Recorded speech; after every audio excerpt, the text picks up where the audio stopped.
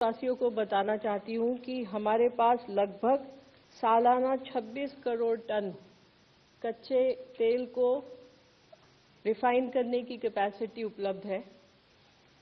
और ये मैं इसलिए बताना चाहती हूं क्योंकि पिछले 2 दिनों से हमने देखा है कि कई सारे क्षेत्रों में रिटेल आउटलेट्स या पेट्रोल पंप के बाहर लाइन देखी गई है और पैनिक बाइंग भी ऑब्जर्व की गई है। मैं देशवासियों को विश्वास दिलाना चाहती हूं कि हमारे पास पेट्रोल और डीजल पर्याप्त मात्रा में उपलब्ध है। कहीं पर भी किसी पेट्रोल पंप पर कोई कमी नहीं है। पेट्रोल पंप को सप्लाई करने वाले टर्मिनल्स पर भी पर्याप्त मात्रा में उपलब्ध है। इसलिए अफवाहों पर विश्वास न करें और पैनिक बाइंग से बचें। मैं ये भी बताना चाहती हूं कि पेट्रोल और डीजल के प्राइस में कोई बढ़ोतरी नहीं की गई है। अतः मेरा आप सभी से आग्रह है, कृपया अफवाहों पर ध्यान न दें। इसी तरह घरेलू पीएनजी कनेक्शन भी भारत सरकार की प्रायोरिटी में सबसे ऊपर है और वहां पर 100% पीएनजी सप्लाई दी जा रही है। इसी तरह ट्रांसपोर्ट के लिए यूज होने वाली सीएनजी की मात्रा भी 100% कंज्यूमर को उपलब्ध कराई जा रही है। आप लोगों के माध्यम से मैंने पहले भी बताया है कि पीएनजी एक्सपेंशन पर भारत सरकार का जोर है और इसीलिए इसी क्रम में कई सारे स्टेप्स भी लिए गए हैं। बहुत सारी कंपनियों ने बहुत सारे इंसेंटिव्स जैसे फ्री गैस 500 रुपये तक की या सिक्योरिटी डिपॉजिट वेवर जैसी चीज़ें अनाउंस की हैं। राज्य सरकारों को भी लिखा गया है और उन्हें भी 10% कमर्शियल गैस एलपीजी एडिशनल देने की बात की गई है। इस क्रम में कई सारे राज्यों ने कई स्टेप्स भी लिए हैं।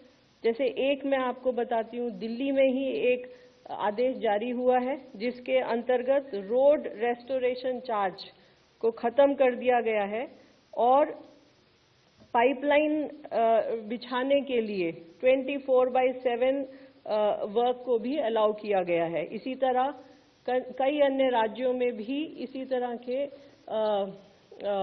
बड़े स्टेप्स लिए गए हैं। पीएनजी कनेक्शन को बढ़ावा देने के लिए भारत सरकार ने कल एक और गजट नोटिफिकेशन जारी किया गया है। इसका मुख्य उद्देश्य सभी स्टेट्स में पीएनजी कनेक्शन से संबंधित एप्लीकेशन फीस, अप्रूवल टाइमलाइंस को स्ट्रीमलाइन करने का प्रयास है। इन सभी whatever steps have been taken till now have started showing us good results। पिछले लगभग 25 दिनों में 2.5 लाख नए कनेक्शन दिए गए हैं। इसके अलावा लगभग 2,20,000 ऐसे कंज्यूमर्स हैं जो एलपीजी से पीएनजी पर शिफ्ट हुए हैं। इसके अलावा 2.5 लाख नई एप्लीकेशन या रजिस्ट्रेशन भी प्राप्त हुए हैं। एलपीजी के संबंध में यहाँ पर भी कोई डिस्ट्रीब्यूटरशिप पर कोई ड्राई आउट नहीं है। ऑनलाइन बुकिंग अच्छी है, लगभग 92%। पैनिक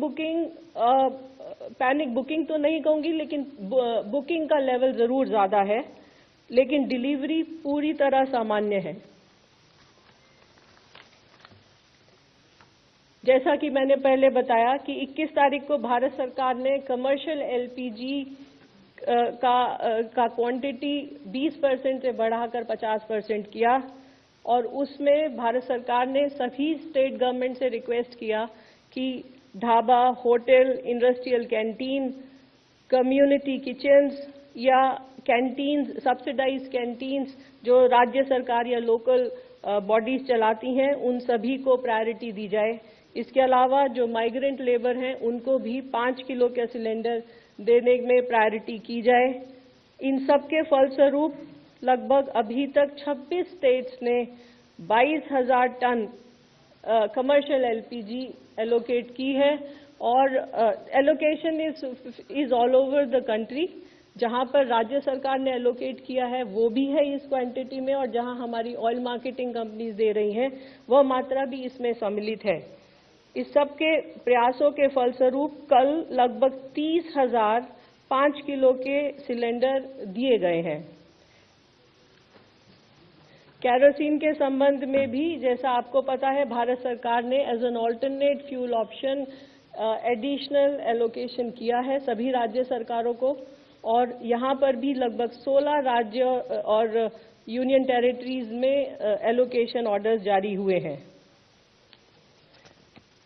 आज के समय में भारत सरकार का भी और राज्य सरकारों का भी ये प्रयत्न है कि ब्लैक मार्केटिंग और होर्डिंग को रोका जाए, और इस सब में राज्य सरकारों की भूमिका बहुत अहम हो जाती है।